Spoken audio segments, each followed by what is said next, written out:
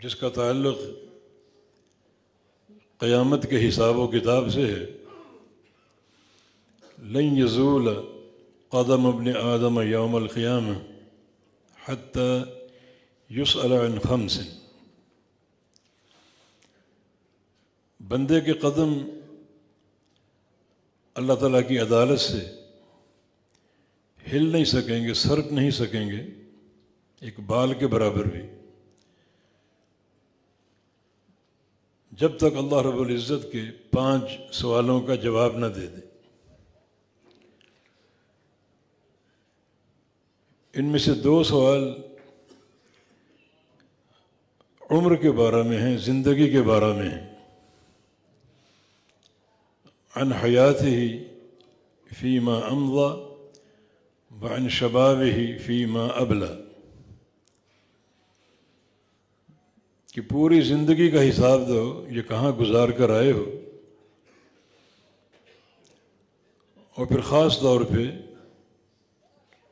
جو جوانی کے شب و روز ہیں یہ کہاں صرف کی، اور جوانی کہاں بوسیدہ کی، جوانی کے دن اور جوانی کی راتیں اور جوانی کی خلوتیں اور جلوتیں اور سفر و حضر، یہ کہاں صرف کیا۔ تو یہ 2 سوال جن کا تعلق انسان کی عمر سے ہے اور انسان کی زندگی سے ہے۔ یہ حدیث ہمیشہ ہمارے مد نظر رہنی چاہیے کہ روز قیامت میں اللہ تعالیٰ کے ان 2 سوالوں کا لازمی طور پہ سامنا کرنا ہے، اور اپنی اس زندگی کے ایک ایک لمحے کا حساب دینا ہے۔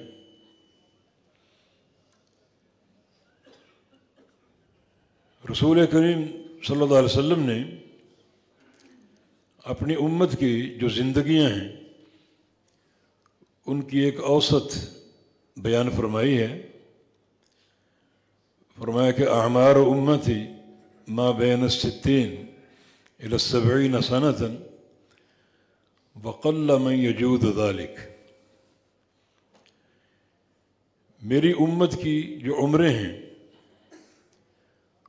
ان کا اوسط اور ان کا ایوریج 60 اور 70 سال کے درمیان ہے۔ کچھ لوگ اس عمر سے قبل ہی فوت ہو جائیں گے اور کچھ بعد میں، لیکن ساری امت کی عمروں کا ایک اوسط نکالا جائے تو 60 سے لے کر 70 سال تک ہے۔ وقل من یجود ذلک، اور یہ 70 کے ہندسے کو بہت تھوڑے لوگ عبور کریں گے۔ تو آپ صلی اللہ علیہ وسلم نے اپنی امت کی عمروں کی تحدید بھی بیان فرما دی۔ ایک اور حدیث جامع ترمذی کی، ایک مجلس میں نبی علیہ السلام سے 2 سوال ہوئے،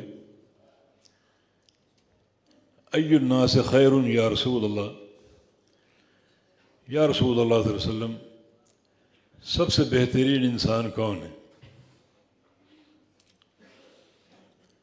تو رسول اللہ صلی اللہ علیہ وسلم نے ارشاد فرمایا، من طال عمرہ وحسن عملہ،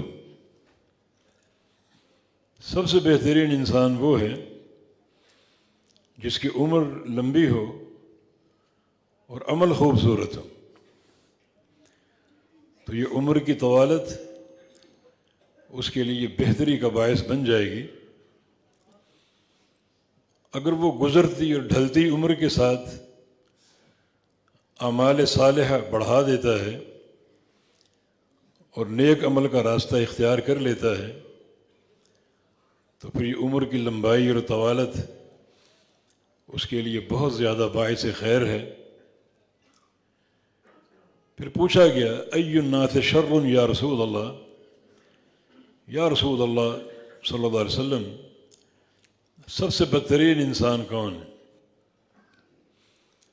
تو رسول اللہ صلی اللہ علیہ وسلم نے ارشاد فرمایا، من طال عمرہ وساء عملہ، سب سے بدترین انسان وہ ہے کہ اس کی عمر تو لمبی ہے مگر عمل برے ہیں.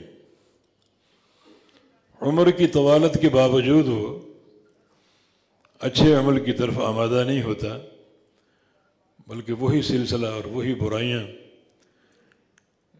اختیار کیے بیٹھا رہتا ہے.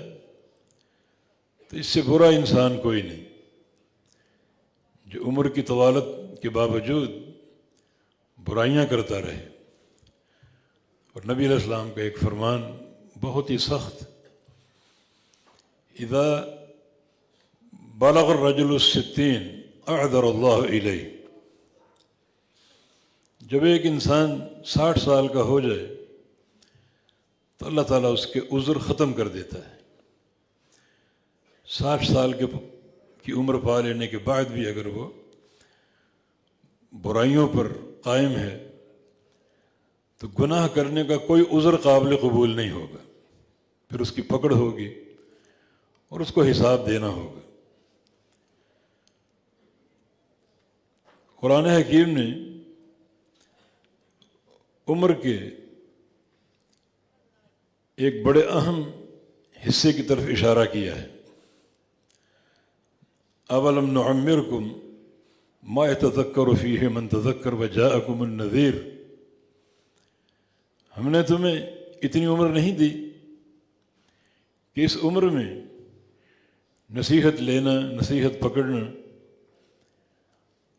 اور نیک راستے پر چلنا کافی ہے. اتنی عمر تمہیں دی ہے کہ تم نصیحت پکڑ سکتے ہو، حق کو سمجھ سکتے ہو، حق پر چلنے کے لیے کتاب و سنت کے راستے کا تعین کر سکتے ہو. یہ عمر کافی ہے حق شناسی کے لیے، حق کو اختیار کرنے کے لیے اور حق پر چلنے کے لیے. وجاءکم النذیر، کیا تاخیر ہے، تمہارے پاس نذیر بھی آ چکا ہے. نذیر کا معنی بہت سے علماء جن میں عبداللہ بن عباس رضی اللہ عنہما اور ان کے شاگرد اکرمہ جو علماء تابعین میں سے تھے، قتادہ بن دعامہ، سفیان بن عیینہ، وہ نذیر کا معنی کرتے ہیں سر یا داڑھی میں سفید بال کا آ جانا. کیا انسان تو نصیحت کا راستہ کیوں نہیں اپناتا کہ تیرے پاس نذیر آ چکا، ڈرانے والا. وہ ڈرانے والا کیا ہے کہ سفید بال نمودار ہو چکے ہیں اور جو عمر تمہیں دی ہے وہ کافی ہے حق شناسی کے لیے اور ہدایت کی راہ پر چلنے کے لیے. اور اب تو سفید بال بھی تیرے جسم پر ظاہر ہو چکے اور اب بھی تو اگر سرکشی کے راستے پر قائم ہے تو یہ انتہائی افسوسناک روش. اب تو نذیر آ چکا ہے تو اس عمر کے لحظات کی قدر کرو. کتاب و سنت نے جوانی کی اطاعت کو بڑا اہم قرار دیا ہے. نبی علیہ السلام کی حدیث ہے سبعۃ یظلھم اللہ فی ظلہ یوم لا ظل الا ظلہ. 7 قسم کے انسانوں کو اللہ تعالیٰ قیامت کے دن اپنے عرش کا سایہ عطا فرمائے گا. جس روز اللہ کے سائے کے علاوہ کوئی سایہ نہ ہوگا. ان میں سے ایک شخص شاب نشا فی عبادت ربہ، وہ نوجوان ہے جو اپنے رب کی عبادت میں پروان چڑھتا ہے.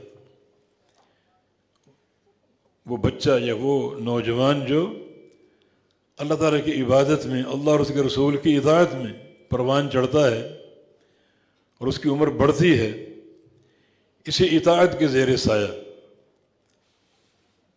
تو جوانی کی یہ عبادت بڑی قابل قدر ہے. اللہ اس نوجوان کو قیامت کے دن اس دن اپنے عرش کا سایہ عطا فرمائے گا جس دن پورے میدان محشر میں اور کوئی سایہ نہ ہوگا.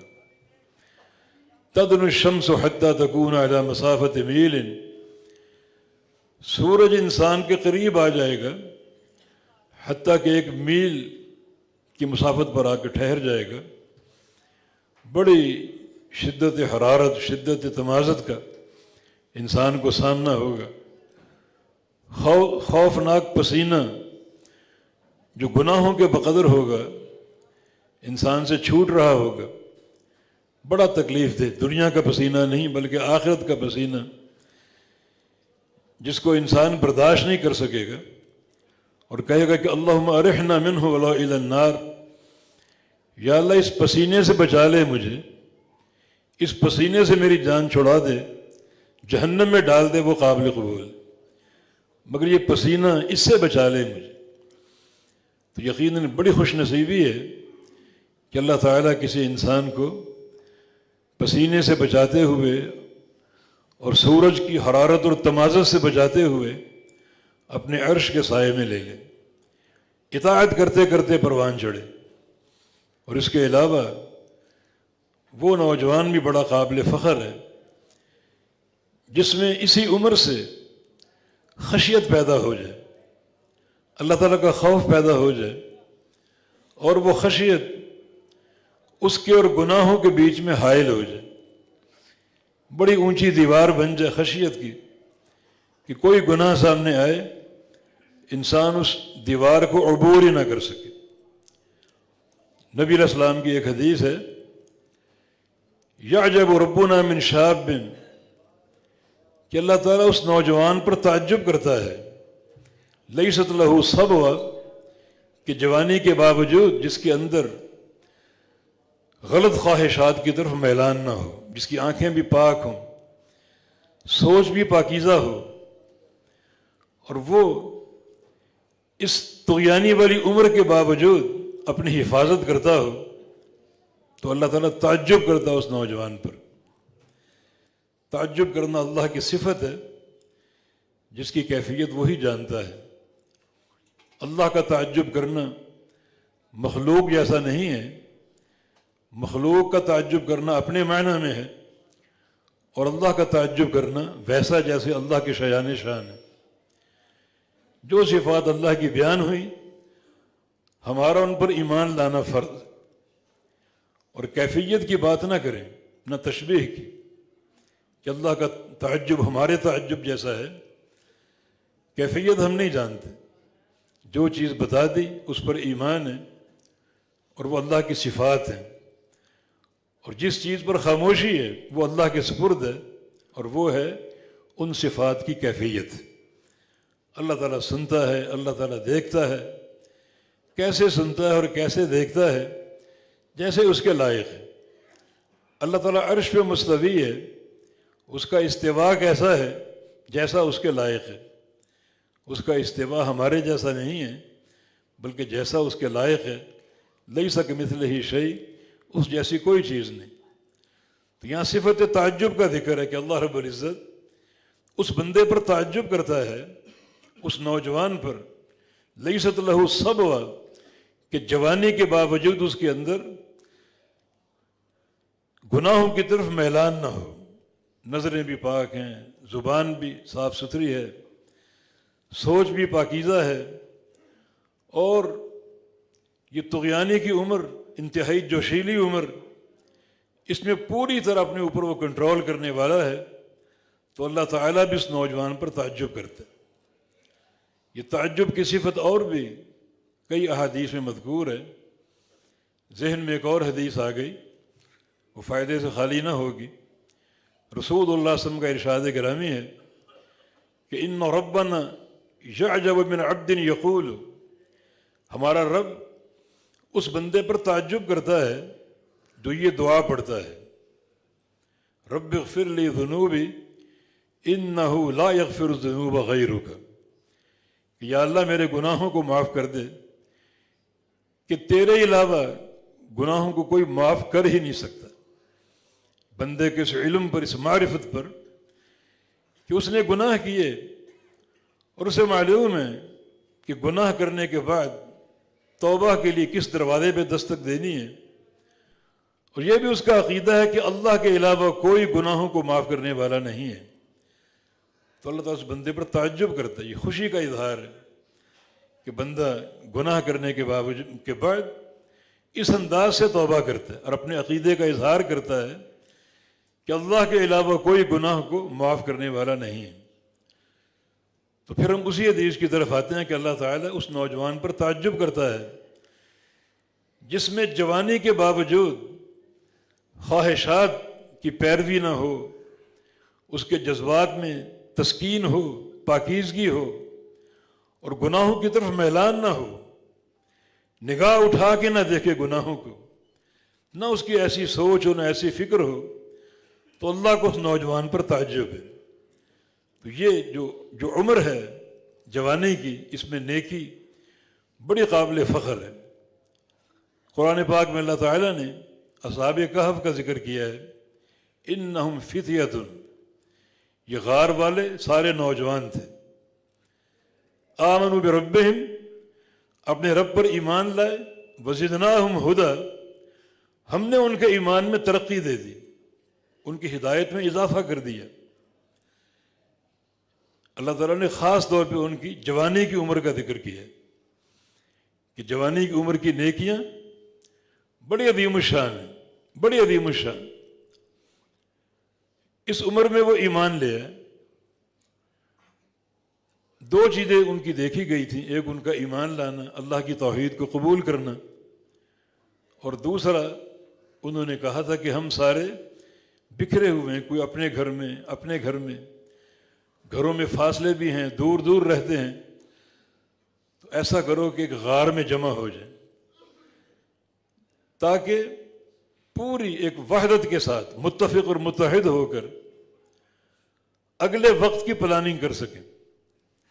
یہ دو چیزیں ان کی دیکھی گئیں جو دونوں منہجی ہیں، ایک رب تعالیٰ کی پہچان اور معرفت، اور دوسرا ایک غار میں مل بیٹھنا تاکہ آپس میں ایک وحدت کی فضا بھی قائم ہو، محبت کا ایک رشتہ بھی استوار ہو، اور مل بیٹھ کر اگلے وقت کی کوئی تفکیر کر سکیں، سوچ و بچار کر سکیں۔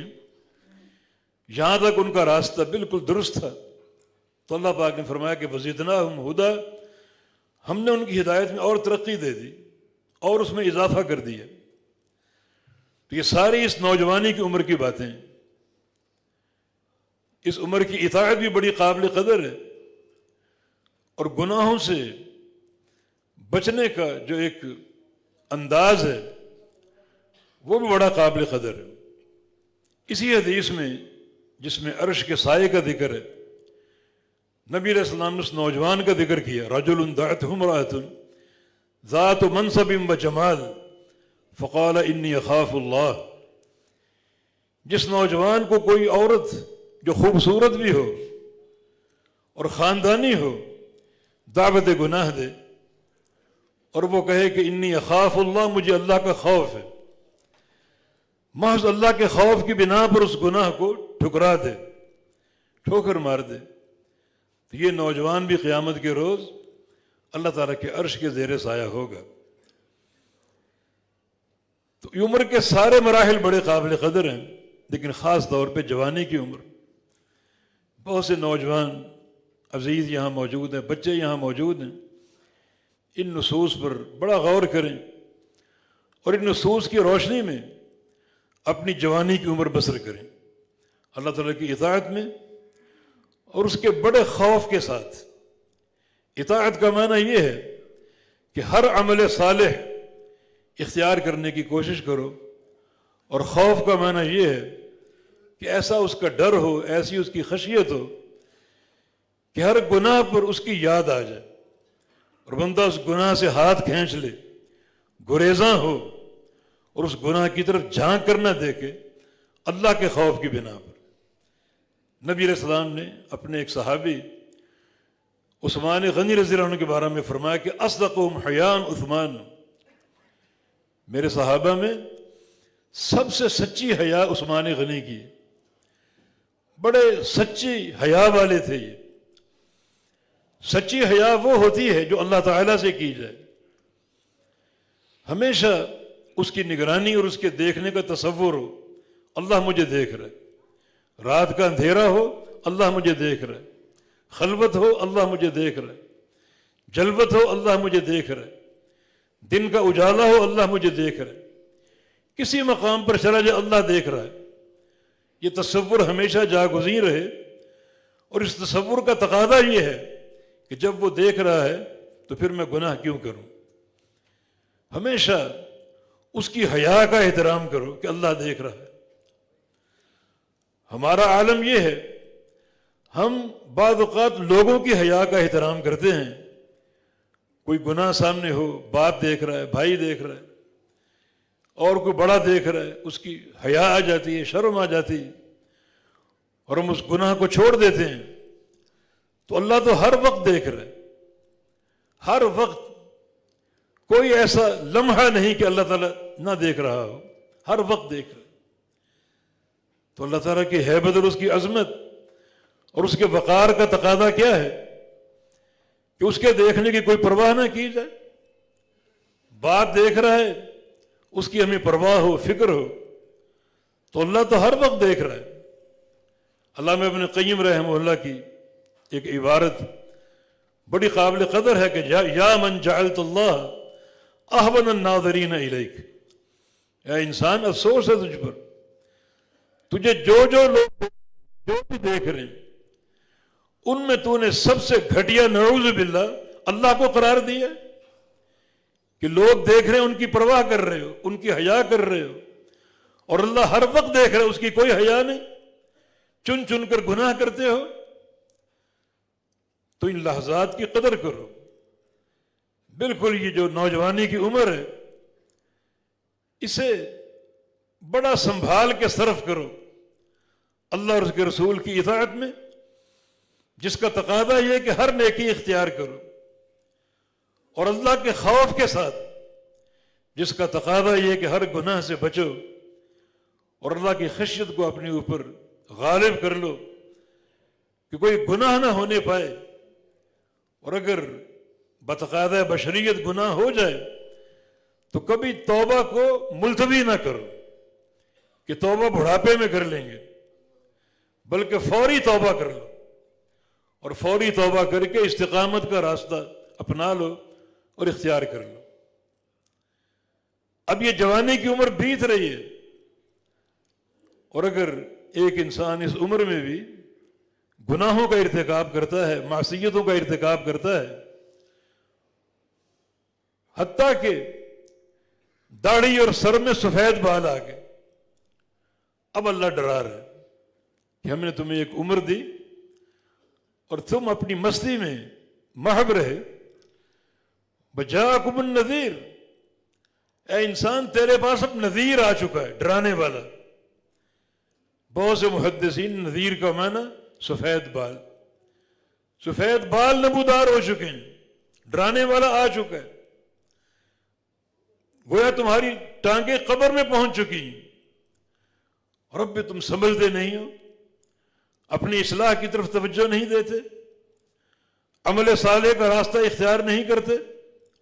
اب تو نذیر آ چکا، ڈرانے والا آ چکا، اب بھی رجوع کر لو۔ سابقہ زندگی اگر معصیتوں میں گزری سچی توبہ کر لو، اللہ تعالیٰ بہت جلد توبہ قبول کرنے والا ہے۔ نبی علیہ السلام کا ارشاد گرامی، انا نبی التوبہ، میں توبہ کا نبی ہوں، میرے دین میں توبہ کو ایک خصوصی اہمیت حاصل، اور اللہ رب العزت بہت جلد بڑے آسان طریقے سے بندے کی توبہ قبول کر لیتے۔ یہ ایک عجیب معاملہ ہے کہ انسان گناہ کرتا ہے اور توبہ کی توفیق اللہ کی طرف سے ملتی، اور بندہ اللہ کی دی ہوئی توفیق سے توبہ کرتا ہے اور اللہ اس توبہ کو قبول کر لیتا ہے۔ گناہ انسان کرتا ہے اور توبہ کی توفیق اللہ دیتا ہے، اور توبہ کرنے والے کی توبہ قبول بھی کر لیتے۔ قل یا عبادی الذین اسرفوا علی انفسہم لا تقنطوا من رحمت اللہ ان اللہ یغفر الذنوب جميعا، میرے وہ بندو جو اپنے اوپر زیادتی کر بیٹھے گناہوں کی، اللہ کی رحمت سے مایوس نہیں ہونا. بلا شبہ اللہ تعالی سارے گناہوں کو بخشنے والا ہے، بڑا وہ غفور الرحیم ہے. گناہوں کو بخشنا اس کی رحمت کی متقاضیات میں سے، سارے گناہوں کو بخشنے والا ہے. کوئی گناہ اس سے بڑا نہیں ہے جس کو وہ معاف نہ کر سکے. سارے گناہوں کو بخشنے والا ہے. توبہ کر لو، اللہ رب العزت گناہوں کو بخش دے گا اور معاف کر دے گا. اور اگر توبہ کے بعد تم آنے والی باقی زندگی کو اس کی اطاعت پر قائم کر لیتے ہو اور گناہوں سے اپنے آپ کو بچاتے ہو اور مسلسل نیک راستہ اپنا لیتے ہو، تو اس کا صلہ بڑا عظیم الشان ہے اور بڑا حیرت ناک ہے. الا من تاب وآمن وعمل عملا صالحا، جو بندہ توبہ کر لے، عقیدے کو سنوار لے اور پھر مسلسل نیک عمل شروع کر دے، مستقل اطاعت کا راستہ اپنا لے. فرمایا کہ اولئک یبدل اللہ سیئاتہم حسنات، تو اللہ تعالیٰ کیا اس کا صلہ یہ ہے کہ اللہ تعالیٰ اس کے سارے گناہوں کو نیکیوں میں تبدیل کر دے گا. ایک ہے توبہ پر گناہوں کو بخش دینا، اور ایک ہے توبہ پر توبہ کے بعد اگر مستقل نیک عمل شروع کر دیے تو اللہ رب العزت ان سارے گناہوں کو بھی نیکیاں بنا دے گا اور بندے کے درجات میں بلندی جو ہے وہ عطا فرما دے گا. اور اگر ایک انسان جوانی کی عمر سے اطاعت کر رہا ہے، اللہ تعالیٰ کی عبادت کر رہا ہے، حتیٰ کہ بڑھاپے میں داخل ہو گیا، سفید بال نمودار ہو گیا، تو پھر یہ بڑا ایک قابل قدر معاملہ ہے. رسول اللہ علیہ وسلم کی حدیث ہے، من شاب شیبۃ فی الاسلام کانت لہ نورا یوم القیامہ. جو بندہ اللہ کی عبادت کرتے کرتے بوڑھا ہو جائے، جوانی سے بندگی کا راستہ اپنایا، حتیٰ کہ داڑھی اور سر میں سفید بال نمودار ہو گئے، تو ایک ایک بار اس کے لیے قیامت کے دن نور بن جائے گا. ظلمتیں چھٹ جائیں گی، اندھیرے دور ہو جائیں گے، اور وہ جو سفید بال نمودار ہوئے اللہ تعالیٰ کی اطاعت کرتے کرتے وہ اس کے لیے نور بن جائیں گے. علامہ مبارکپوری رحمہ اللہ جامع ترمذی کے شرح میں فرماتے ہیں اس حدیث کے تحت کہ ایک بندے کی داڑھی یا سر پہ ایک سفید بال بھی آ جائے مگر وہ اطاعت کے راستے میں آئے، نیکی کرتے کرتے اس عمر کو پہنچ جائے کہ سفید بال نمودار ہو جائے، خواہ وہ ایک ہی بال کیوں نہ ہو، وہ ایک ہی بال قیامت کے روز کے محشر کو روشن کر دے گا. ظلمتیں چھٹ جائیں گی، اندھیرے دور ہو جائیں گے، اور وہ ایک ہی بار اس کے لیے نور بن جائے گا. ہر مقام پہ راستہ اس کو سجھائی دے گا، اس کے لیے چلنا آسان ہوگا اور آخرت کے سفر کو اور اس کے مراحل کو طے کرنا آسان ہوگا. تو یہ شرف ہے اس نوجوان کے لیے جو جوانی سے عبادت میں مصروف ہے، حتیٰ کہ بڑھاپے کی دہلیز پہ پہنچ گیا، سفید بال نمودار ہو گئے، تو ایک ایک بال اس کے لیے نور بن جائے گا، اور قیامت کے نور کی سب کو ضرورت ہے. ورنہ بعض مقام پہ اندھیرے ناقابل برداشت ہوں گے. بالخصوص پل صراط ہے، بڑی گمبھیر گھاٹی ہے یہ، اور بڑا ہی ایک خوفناک یہ مرحلہ ہے. ہر انسان نے طے کرنا ہے، وَإِن مِّنكُمْ إِلَّا وَارِدُهَا كَانَ عَلَى رَبِّكَ حَتْمًا مَّقْضِيًّا. سب نے اس پل پہ سے گزرنا ہے، یہ تیرے رب کا حتمی فیصلہ ہے. یہ جہنم پر نصب ہوگا اور اس کو عبور کیے بغیر جنت تک پہنچنا ممکن نہیں ہوگا، جس کو عبور کرنا ضروری ہوگا. یہاں اندھیرا ہوگا، پھسلن ہوگی، بڑا یہ خوفناک مرحلہ. مدحضہ اور مزلقہ کے الفاظ ہیں، حدیث صحیح بخاری کی حدیث ہے. پھسلن ہوگی، قدم ٹک نہیں سکیں گے، قدموں کو استقرار نہیں ملے گا، اور اندھیرا بھی ہوگا. اور پل جو ہے وہ حد من السیف وادق من الشعر، جس کی کاٹ تلوار سے زیادہ ہوگی اور باریکی بال سے بڑھ کر ہوگی.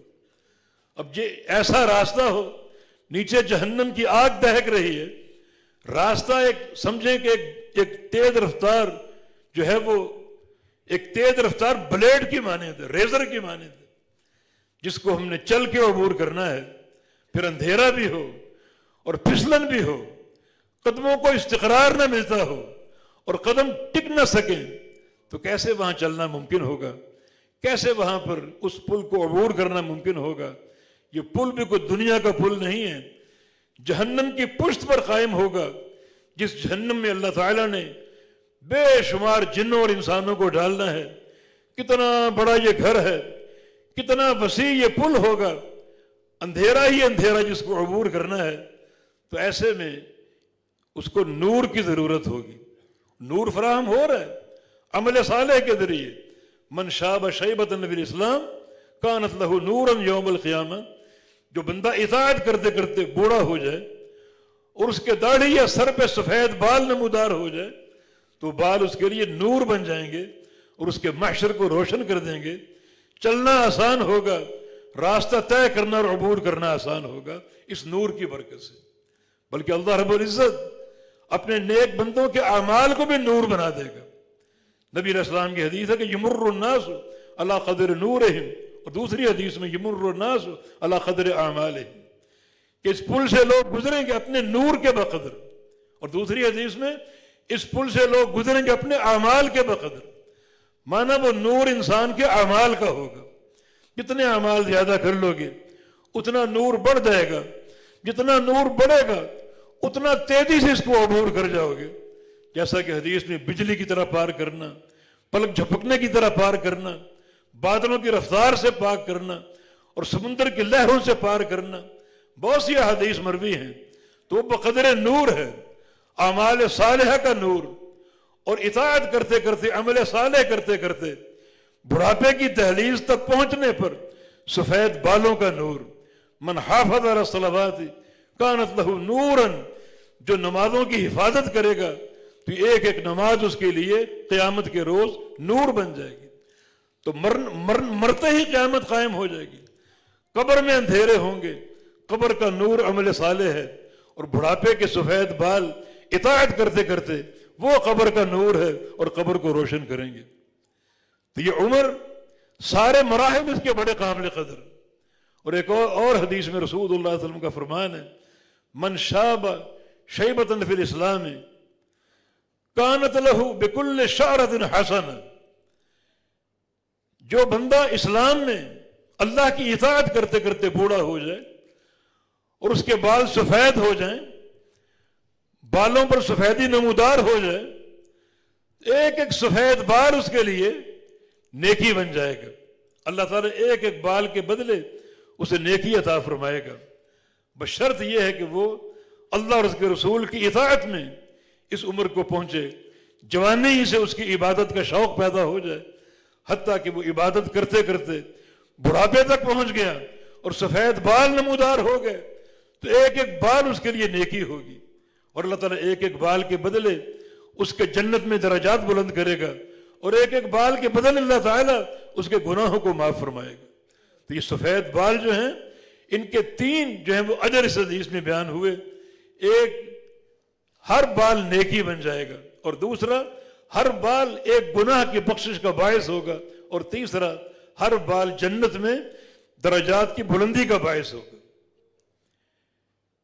اس سے بڑھ کر حدیث کیا ہوگی؟ رسول اللہ صلی اللہ علیہ وسلم کا فرمان ہے کہ ان من اجلال اللہ اکرام ذی الشیبۃ المسلم، اللہ تعالیٰ کی تعظیم اگر بجا لانی ہے تو تین کام کرو، تین چیزوں کی تعظیم اختیار کر لو۔ ایک، اس مسلمان کی تعظیم کرو جس کی اسلام کی حالت میں بالوں میں سفیدی آ جائے، بال سفید ہو جائیں۔ اکرام ذی الشیبۃ المسلم، وہ مسلمان جو سفید بالوں والا ہو۔ اگر تم چاہتے ہو کہ اللہ کی تعظیم کرو، اللہ کا اکرام کرو، تو اللہ کی تعظیم کا تقاضا یہ ہے کہ سفید بال والوں کا اکرام کر لو، سفید بال والوں کی تعظیم کر لو۔ تو تین افراد ہیں، ایک وہ بوڑھا جو اسلام کی حالت میں بڑھاپے کی عمر تک پہنچ جائے اور بالوں میں سفیدی آ جائے، اور دوسرا فرمایا کہ اکرام حامل القرآن، اس کا اکرام بجا لاؤ جو حامل قرآن ہے، جس کے سینے میں قرآن روشن ہے، وہ قرآن کا حافظ ہے، جو قرآن کے تعلق سے جو بھی علوم ہو سکتے ہیں، قرآن کی تفسیر جانتا ہے، قرآن کی تجوید جانتا ہے، قرآن اس نے حفظ کیا اور اس کے سینے میں محفوظ ہو گیا، یہ سارے حاملین قرآن ہیں۔ تو اللہ کی تعظیم اگر بجا لانی ہے تو حاملین قرآن کی تعظیم کرو، جو قرآن کے مفسر ہیں، قرآن کے علماء ہیں، قرآن کے حفاظ ہیں، ان کی تعظیم کرو۔ یہ طبقہ دنیا میں سب سے محترم ہے، تو اس طبقے کی تعظیم در حقیقت اللہ تعالیٰ کی تعظیم کے مترادف ہے۔ اور تیسرا وَإِكْرَامًا ذِي السُّلْطَانِ الْمُقْسِطِ، اس بادشاہ کا یا اس حاکم کا اکرام کرو اور اس کی تعظیم بجا لاؤ جو دنیا میں نظام عدل قائم کرتا ہے، جو ظالم نہیں بلکہ عادل ہے۔ اس حکمران کی جو ہے وہ تعظیم بجا لاؤ، اس کی تعظیم اللہ کی تعظیم ہے اور اس کا اکرام اللہ کا اکرام ہے۔ تو تعظیم کا حقدار اللہ رب العزت ہے، اور اللہ نے وہ راستے کی نشاندہی کی، اس کی تعظیم کے تقاضے بہت سے ہیں، مگر ان تین قسم کے افراد کی تعظیم بجا لاؤ۔ ایک جو اسلام کی حالت میں بڑھاپے کو پہنچ جائے اور بالوں میں سفیدی نمودار ہو جائے، دوسرا حامل قرآن ہے، اور تیسرا وہ حکمران جو عادل ہو، جو عدل قائم کرے، ظالم نہ ہو۔ تو یہ تینوں اکرام کے مستحق ہیں، اور ان کا اکرام اللہ کا اکرام ہے اور ان کی تعظیم اللہ کی تعظیم۔ لیکن اگر اس عمر کو پا لینے کے باوجود، بڑھاپے میں پہنچ جانے کے باوجود اگر گناہوں کا سلسلہ قائم ہے تو یہ زیادہ ہیبت ناک بھی ہوگا اور ہولناک بھی ہوگا۔ سب سے کڑا معاملہ یہ کہ اللہ تعالیٰ ایسے لوگوں کو گناہ پر ڈھیل دیتا ہے اور ان کی پکڑ نہیں پکڑتا۔ اور ڈھیل دینے کا معنی یہ ہے کہ اللہ تعالیٰ چاہتا ہے کہ اس کے گناہ اور بڑھ جائیں، معصیت میں اور اضافہ ہو، تاکہ اس کو ایک ہی دم پکڑے بے تحاشا گناہوں کے ساتھ، تاکہ اس کا عذاب بھی ڈبل ٹیبل ہو اور بہت زیادہ یہ سزا کا مستحق ہو۔ رسول اللہ صلی اللہ علیہ وسلم کی ایک حدیث ہے، ثلاثۃ لا یکلمہم اللہ یوم القیامہ ولا یزکیہم ولہم عذاب علیم۔ تین قسم کے لوگ ایسے ہیں اللہ تعالیٰ ان سے قیامت کے دن بات نہیں کرے گا، ان کو پاک نہیں کرے گا اور انہیں دردناک عذاب میں جھونک دے گا۔ اور ایک حدیث میں لا ينظر اللہ الیہم، اللہ ان کی طرف دیکھے گا ہی نہیں۔ اتنے یہ ظالم لوگ ہیں، اتنے یہ فاسق اور فاجر لوگ ہیں، نہ اللہ ان کو دیکھے گا، نہ اللہ ان سے کلام کرے گا، نہ اللہ ان کو پاک کرے گا اور ان کو دردناک عذاب میں جھونک دے گا۔ وہ تین لوگ کون ہیں؟ فرمایا شیخ دان، ایک وہ بوڑھا جو بوڑھا ہونے کے باوجود بھی زنا کی طرف مائل ہے، جس کی سوچ پاکیدہ نہیں ہے، نظریں محفوظ نہیں ہیں، دل اس کا پاکیدہ نہیں ہے، بلکہ دل میں اسی قبیح شے کی سوچ اور فکر ہو، اور نگاہیں بھی محفوظ نہیں ہیں، نگاہوں کو دوڑا دوڑا کر دیکھتا ہو، لوگوں کی حرمات پر جو ہے وہ تجاوز اختیار کرتا ہو۔ بڑھاپے کے باوجود اگر وہ زنا کی طرف مائل ہے، راغب ہے، یہ سوچ اس کے اندر موجود ہے، یہ خیالات اس کے اندر موجود ہیں، اللہ اس کو اٹھائے گا قیامت کے دن، نہ اس سے بات کرے گا، نہ اس کی طرف دیکھے گا، نہ اس کو پاک کرے گا اور عذاب علیم میں ڈال دے گا۔ بلکہ ایک حدیث میں شیخ کی جگہ اشیمت کے الفاظ ہیں۔ اشیمت عربی لفظ ہے جس کا معنی اشیمت وہ شخص ہے جس کے سر کے بالوں میں یا داڑھی کے بالوں میں ایک سفید بال آ جائے یا چند سفید بال آ جائیں اور اس کے بال مکس ہو جائیں، کالے بھی ہیں سفید بھی ہیں، اس کو اشیمت کہتے ہیں۔ تو اشیمت ذان، وہ اشیمت وہ شخص جس کے سیاہ بالوں میں سفید بال آ جائیں، اگر وہ زنا کی طرف مائل ہے تو اللہ اس کو قیامت کے دن نہ دیکھے گا، نہ اس کو پاک کرے گا اور اس کو عذاب علیم میں ڈال دے گا۔ تو اس عمر کی معصیت بھی خطرناک ہے۔ جو انسان جوانی سے اللہ کی عبادت شروع کر دے، بڑھاپے تک پہنچ جائے، عبادت قائم رہے، سفید بال نمودار ہو گئے، وہ بال اس کے لیے نور بن جائیں گے، ایک ایک بال نیکی بن جائے گا۔ لیکن ایک شخص بد نصیب ہے، اس عمر کو پا لینے کے باوجود وہ گناہ کی طرف مائل اور راغب ہو، تو اللہ تعالیٰ اس کو یہ سزا دے گا، نہ دیکھے گا، نہ کلام کرے گا، نہ اس کو پاک کرے گا۔ جنت کا داخلہ پاک ہونے کی صورت میں ہے اور اس کو عذاب علیم میں ڈال دے گا۔ اور دوسرا شخص الفقیر المحتال، تکبر کرنے والا فقیر۔ ایک آدمی غریب ہے، اس کے گھر میں فقر کا راج ہے اور تکبر بھی ہے اس میں۔ اور تیسرا ملک الکذاب، جھوٹا بادشاہ، وہ فرما روا جو جھوٹا ہو، وہ قوم کا حاکم جو جھوٹ بولتا ہو، یہ بھی اس عذاب کا مستحق ہے۔ اس حدیث پر غور کریں تو تینوں میں ایک قدر مشترک، اور وہ قدر یہ ہے کہ تینوں کا گناہ ان کی طبیعت کے خلاف ہے، ان کے مزاج کے خلاف ہے۔ مانا یہ گناہ ان کی فطرت میں شامل ہو چکے۔ بوڑھا آدمی اگر زنا کی طرف مائل ہے تو بوڑھا آدمی تو کمزور ہو چکا، اس کے قواعد شہوانیاں معطل ہو چکے، پھر بھی گناہ کی فکر ہے، زنا کی طرف رغبت ہے، تو مانا یہ زنا کا عمل اس کی فطرت کا حصہ بن چکا ہے، ہو سکے یا نہ ہو سکے مگر اس کی فطرت میں اب تک شامل ہے۔ یہی سوچ، اسی قسم کی باتیں، نظریں جو ہیں وہ ناپاک نجس، تو یہ مانا اس کی فطرت کا حصہ بن چکا ہے۔ اور فقیر آدمی ہو، وہ تو لوگوں کا محتاج ہوتا ہے، اسے تو تواضع اختیار کرنی چاہیے، لوگوں سے سوال کرنے کے لیے اسے تو جھک جھک کے مانگنا چاہیے، لیکن وہ تکبر کرتا ہے، حالانکہ تکبر اس کے پیشے کے خلاف ہے، اس کے مزاج کے خلاف ہے۔ تو مانا تکبر کرنا اس کی فطرت میں شامل ہو چکا ہے کہ فقر کے باوجود متکبر۔ اور بادشاہ کو جھوٹ بولنے کی کیا ضرورت ہے؟ وقت کے حاکم کو جھوٹ بولنے کی کیا ضرورت ہے؟ فوج اس کے پاس ہے، سپاہ اس کے پاس ہے، اور ریاست کے خزانے اس کے پاس ہے، کیا کمی اس کے پاس؟ کس چیز کا خوف ہے اس کے پاس کہ وہ جھوٹ بول رہے؟ تو مانا جھوٹ بولنا اس کی فطرت میں شامل ہو چکا ہے کہ اگرچہ اس کا مزاج اس گناہ کے لائق نہیں ہے مگر پھر بھی وہ جھوٹ بولتا ہے، تو عمر اس کی فطرت کا حصہ بن چکا ہے۔ اللہ کے بندو، اپنے آپ کو سب جانتے ہیں، کوئی ایسا گناہ ہمارے اندر ہو جو ہمارے مزاج کے خلاف ہو تو سمجھو کہ ہماری عادت بن چکا ہے، ہماری فطرت بن چکا ہے۔ بڑا وہ ہیبت ناک اور بڑا خوفناک گناہ ہے جس کی وعید آپ نے سن لی کہ اللہ تعالیٰ ایسے لوگوں سے نہ بات کرے گا، نہ ان کی طرف دیکھے گا، اور ان کو عذاب علیم میں ڈال دے گا۔ یہ عمر مستعار موجود ہے، ہم سب موجود ہیں، اس عمر کی قدر کرو۔ یہ عمر ایک امتحان ہے جو اللہ نے عطا فرمائی، کل موت اچانک آ جائے گی، پھر حساب ہی حساب ہے۔ آج عمل ہے اور کل حساب ہے، آج حساب نہیں ہے اور کل عمل نہیں ہوگا، پھر سوائے پچھتاوے کے کچھ نہ ہوگا۔ ایک ایک لحظے کی قدر کرو، اللہ بڑا قدردان ہے۔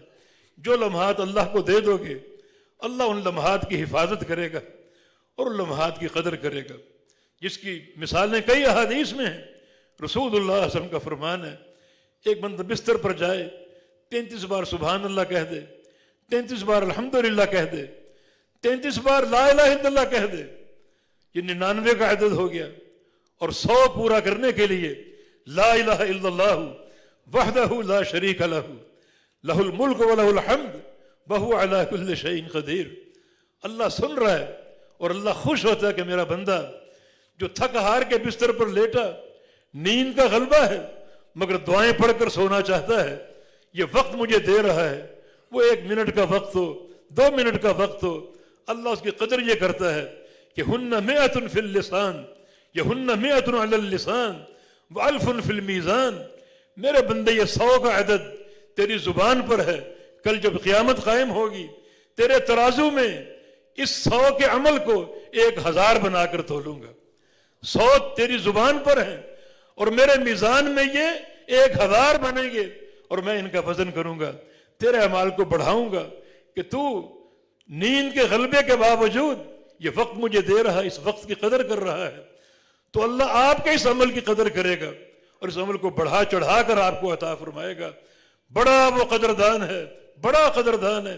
صحیح بخاری کی حدیث ہے، ایک شخص چلا جا رہا تھا اپنے دھیان میں اور اللہ اس کو دیکھ رہا ہے۔ اللہ تعالیٰ نے ارسل اللہ لہ ملکن، اپنا ایک فرشتہ بھیجا کہ جاؤ انسان کی شکل اختیار کر کے اس کے راستے میں کھڑے ہو جاؤ اور اس سے کہو یہ کہاں جا رہا ہے، یہ وقت تو کس لیے صرف کر رہا ہے۔ وہ شخص اس کو روک لیتا ہے، پوچھتا ہے میرے بھائی تم کہاں جا رہے ہو؟ کہا کہ سامنے بستی میں جا رہا ہوں۔ کیوں جا رہے ہو؟ اپنے ایک وہاں بھائی رہتا ہے، اس سے اللہ کے لیے ملنے جا رہا ہوں، مجھے اسے اللہ کے لیے محبت ہے، اللہ کے لیے تعلق ہے اور اس سے ملاقات کرنے جا رہا ہوں۔ فرشتے نے پوچھا سوچ لو کوئی اور بھی دنیا کی غرض ہوگی، رشتے کا معاملہ ہوگا یا قرض کا لین دین ہوگا یا اور کوئی تجارتی معاملہ ہوگا؟ کہا کچھ نہیں، نہ کوئی تجارت ہے، نہ کوئی قرض ہے، نہ کوئی رشتہ ہے، بس میرا بھائی ہے، مجھے اسے لوجہ اللہ محبت ہے، تو اس سے اللہ کی رضا کے لیے ملنے جا رہا ہوں۔ تب اس شخص نے کہا کہ میں انسان نہیں ہوں بلکہ فرشتہ ہوں، اور خود نہیں پہنچا، اللہ نے مجھے تیرے لیے بھیجا ہے اور تیرے لیے یہاں کھڑا کیا ہے، تجھے یہ بتانے کے لیے کہ ان اللہ یحبک بما احببت لہ، کہ اللہ تعالیٰ تجھ سے محبت کرنے لگا ہے کہ تم نے اس بندے سے اللہ کے لیے محبت کی، اور یہ تھوڑا سا وقت صرف کیا اس سے ملنے کے لیے، یہ 2-4 منٹ یا 1-8 گھنٹہ، تاکہ سامنے بستی میں پہنچ کر اپنے بھائی کی زیارت کر لو اور اللہ کی رضا کے لیے مل لو۔ اس محبت کی بنا پر تم اللہ کی محبت کے مستحق بن چکے ہو۔ تو اس بندے نے کیا کیا ہے؟ کوئی خون نہیں بہایا، پسینہ نہیں بہایا، کوئی ٹنوں کا ٹن اناج خرچ نہیں کیا، کوئی بڑی رقم کا صدقہ نہیں دیا، کوئی حج بیت اللہ نہیں کیا، بلکہ اپنی عمر میں سے، اس وقت میں سے تھوڑا سا وقت نکالا اپنے ایک بھائی کی ملاقات کے لیے، صرف اللہ کی رضا کے لیے، کوئی دنیا کی غرض نہیں تھی۔ تو اللہ نے اس کے اس وقت کی قدر کی اور اللہ تعالیٰ اس سے محبت کرنے لگا۔ وہ بندہ جب گھر سے نکلا تو اللہ کا محبوب نہیں تھا، مگر اس تھوڑے سے عمل کی بنا پر اللہ کا محبوب بن گیا۔ اور جو بندہ اللہ کا محبوب بن جائے، اللہ اس کی قدر کرتا ہے، اس کی عزتوں کی حفاظت کرتا ہے۔ ان اللہ اذا حب عبدا نادى جبریل، جب اللہ کو کسی بندے سے محبت ہو جاتی ہے، اللہ جبریل کو پکارتا ہے، انی احب فلانا فاحبہ جبریل، مجھے فلاں بندے سے محبت ہو چکی، فلاں بندے سے میرا پیار پڑ چکا، تو بھی اس سے محبت کر۔ جبریل بھی اس سے محبت کرتے ہیں، اور 7واں آسمانوں کے فرشتوں میں اعلان کرتے ہیں کہ ان اللہ یحب فلانا فاحبوہ، اللہ کو فلاں بندے سے محبت ہو گئی، تم بھی اس سے محبت کرو۔ سارے فرشتے محبت کرتے ہیں اس بنا پر کہ جبریل اس سے محبت کرتا ہے، اس بنا پر کہ وہ بندہ رب تعالیٰ کا محبوب ہے۔ اس بندے کا نام عرش معلیٰ پر گونج رہا ہے، اللہ اس کا نام لے رہا ہے، جبریل امین کے سامنے لے رہا ہے، اور جبریل امین 7 آسمانوں کے فرشتوں کو اس محبت کا گواہ بناتے ہیں اور محبت کرنے کا حکم دیتے ہیں۔ فرشتوں کی محبت کیا ہے؟ مغفرت کی دعائیں ہیں، رحمت کی دعائیں ہیں، اور اللہ کی رضا کی دعائیں ہیں کہ یا اللہ اس بندے کو اپنی رحمت کا مستحق قرار دے دے، یا اللہ اس بندے کو بخش دے، جب تیرا محبوب بن چکا پھر گناہ کیوں، اس کو معاف کر دے، اس سے راضی ہو جا، اور اس پر رحمتیں جو ہے وہ نازل فرما۔ یہ فرشتوں کی محبت کا معنی ہوتا ہے۔ تو اس بندے نے کیا کیا ہے؟ تھوڑا سا وقت صرف کیا، اللہ کو دیا وہ وقت، اور اللہ اس وقت کا بڑا قدردان ہے، بڑا قدردان۔ رسول اللہ صلی اللہ علیہ وسلم کی حدیث ہے، جب قیامت قائم ہوگی اور محشر کا میدان قائم ہوگا، میدان محشر میں جس عمل کا سب سے پہلے اجر مرتب ہوگا وہ یہی عمل ہے، اللہ کے لیے محبت کرنا، اللہ کے لیے ملنا جلنا، اللہ کے لیے زیارتیں کرنا، اللہ کے لیے ملاقاتیں کرنا، اللہ کے لیے مل بیٹھنا۔ چنانچہ اللہ تعالیٰ کی طرف سے ندا آئے گی، ایھا المتحابون بجلالی، وہ میرے بندے کہاں ہیں جو دنیا میں میری خاطر محبت کیا کرتے تھے، جن کا پیار میرے لیے تھا، دنیا کی غرض سے پاک تھا، میرے لیے محبتیں تھیں، میرے لیے ملاقاتیں تھیں، وہ لوگ کہاں ہیں؟ اللہ ان کو اٹھنے کی اور کھڑا ہونے کی توفیق دے گا، اور اللہ فرمائے گا آج ان کے لیے معاشر کے میدان میں 2 اعزاز منتظر ہیں۔ ایک اعزاز یہ ہے، لہم منابر من نور یغبطہم النبیون والصدیقون والشہداء، ان کے لیے میں نے نور کے ممبر تیار کیے ہوئے، نور کے ممبر، ان پر بٹھاؤں گا انہیں، ان کے اعزاز کو دنیا کے سامنے واضح کروں گا اس میدان محشر میں، جہاں لوگوں پر نفسی نفسی کا عالم جو ہے وہ طاری ہوگا، اور کیسے کیسے مجرم ہوں گے، کیسے کیسے باغی ہوں گے۔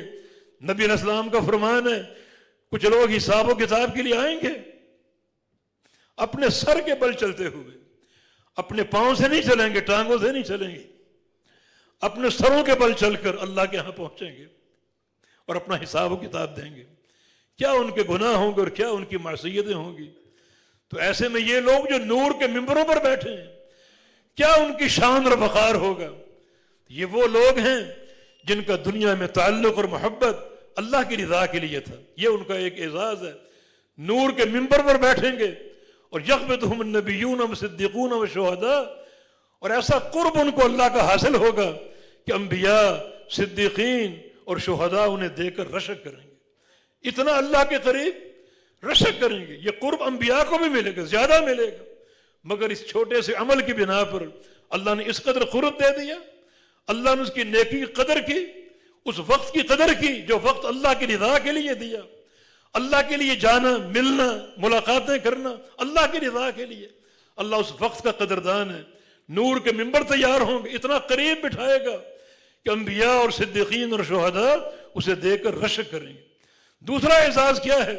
الیوم اذلہم تحت ذلی یوم لا ذل الا ذلی، آج میں انہیں اپنے عرش کے سائے تلے بٹھاؤں گا، عرش کے سائے تلے لے لوں گا، انہیں معاشر کی گرمی سے بچاؤں گا، اس تپتی دھوپ سے بچاؤں گا، سورج کی حرارت سے بچاؤں گا، دنیا پر وعدے کروں گا یہ میرے وہ بندے ہیں جن کی نیکی کیا تھی، اللہ کی رضا کے لیے ملنا اور اللہ کی رضا کے لیے محبت کرنا۔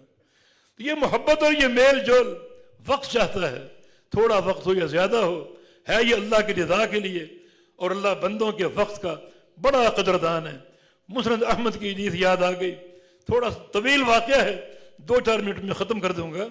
اللہ کے پیارے پیغمبر مدینہ میں کھڑے تھے اپنے چند صحابہ کے ساتھ، دور سے ایک سوار دکھائی دیا جس کے بارے میں حدیث کے الفاظ ہے کہ یوذع ناقتہ، اپنی اونٹنی بڑی تیز رفتاری سے دوڑا رہا تھا، بڑی تیز رفتاری سے اونٹنی کو دوڑا رہا تھا جیسے گھوڑا دوڑ رہا۔ نبی علیہ السلام اس کی یہ تیزی دیکھ رہے اور آپ فرماتے ہیں کأنہ یریدکم، لگتا ہے شخص بڑے اعلیٰ مقصد کے تحت تمہارے پاس ہی آ رہا ہے۔ دنیا کی خاطر اتنی تیزی بندہ اختیار نہیں کرتا، اتنی تیزی اگر اختیار کرتا ہے تو معنی وہ اللہ کے لیے آ رہا ہے، اللہ کے دین کے لیے آ رہا ہے جو سب سے اعلیٰ اور عرفہ مقصد ہے۔ اور واقعی وہ قریب آیا، اللہ کے نبی کے پاس آ گیا، صحابہ کے پاس آ گیا، دیکھا نہیں تھا نبی علیہ السلام کو پہلے۔ آپ نے پوچھا من این اقبلت، اے سوار تم کہاں سے آ رہے ہو، کس علاقے سے آ رہے ہو؟ اس نے علاقے کا نام نہیں بتایا بلکہ کہا کہ اقبلت من اہلی و مالی و عشیرتی، میں اپنے گھر بار کو چھوڑ کر آ رہا ہوں، اپنی تجارتوں کو چھوڑ کر آ رہا ہوں، اور اپنے قوم قبیلے کو چھوڑ کر آ رہا ہوں۔ فرمایا کہ ان سب کو کیوں تم نے چھوڑا اور کس سے ملنا چاہتے ہو؟ عرض کرتا ہے کہ اريد محمد صلی اللہ علیہ وسلم، میں اس شخصیت سے ملنا چاہتا ہوں جس کا نام محمد ہے، جو اللہ کا سچا رسول ہے۔ فرمایا کہ میں محمد ہوں۔ سن کر بڑا خوش ہوا، باغ باغ ہو گیا، اور کہا کہ میں اتنی دور سے آیا ہوں ایک ہی مقصد کے تحت، اور وہ مقصد یہ ہے کہ دلنی علی عمل اذا عملتہ دخلت الجنہ، کہ میں جہنم سے کیسے بچوں اور جنت کا داخلہ میرے لیے کیسے ممکن ہوگا۔ اس عمل کی نشاندہی کر دیجئے کہ اللہ مجھ سے راضی ہو جائے اور مجھے جنت کا داخلہ عطا فرما دے، اللہ اپنے غضب سے بچا لے، اپنے عذاب سے بچا لے اور جنت کا داخلہ عطا فرما دے۔ رسول اللہ صلی اللہ علیہ وسلم نے اسے ارکان خمسہ کی تعلیم دی، 2 شہادتیں، اللہ کی توحید کی گواہی اور اللہ کے رسول کی رسالت کی گواہی، اور نماز قائم کرنا، زکوٰۃ دینا، رمضان کے روزے اور حج بیت اللہ، ان ارکان کی تعلیم دی۔ اس نے سن لیا اور سمجھ لیا اور کہا مجھے واپسی کی جلدی ہے تاکہ اپنی قوم کو جا کر بتاؤں کہ اللہ کے سچے رسول کو مل کر آ رہا ہوں اور جنت کا پروگرام لے کر آ رہا ہوں۔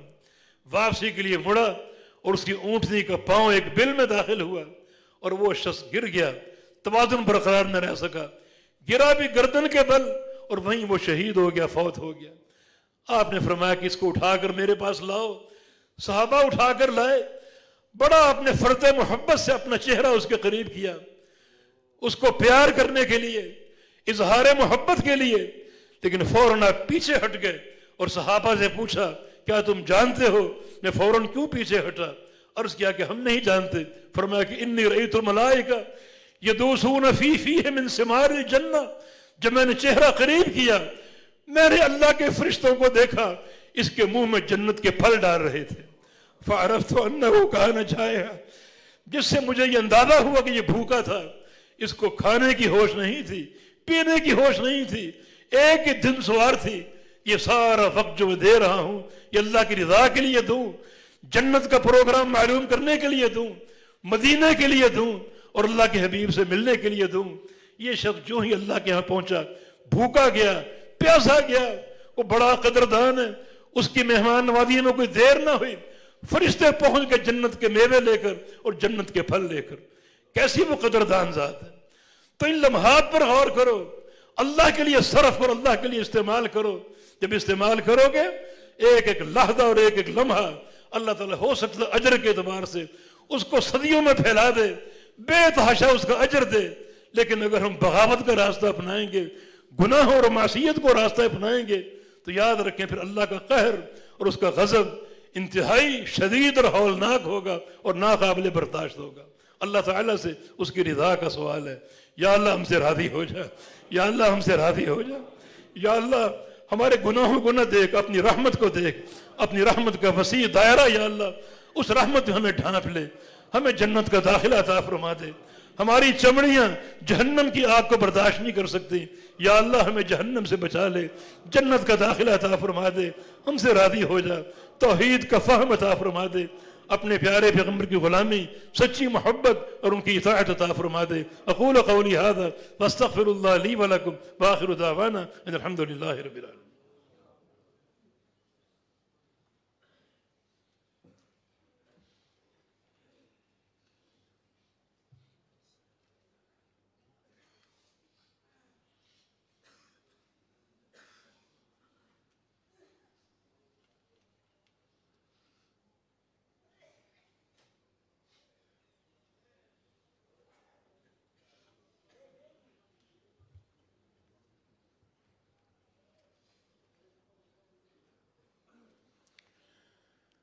الحمدللہ والصلاۃ والسلام علی رسول اللہ وبعد.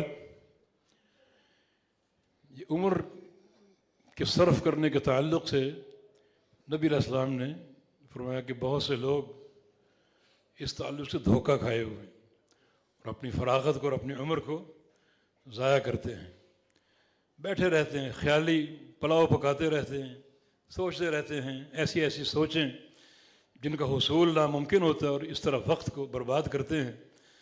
یہ سوچیں شیطان کے غلبے سے پیدا ہوتی ہیں, تو اپنی ہر مجلس کو اللہ کے ذکر سے بھر دو تو شیطان کا غلبہ بھی ٹوٹے گا, اور یہ ذکر کے کلمات شیطان کی پشت پر کوڑے بن کر برسیں گے, اور یوں آپ وقت کی حفاظت کے قابل ہوں گے.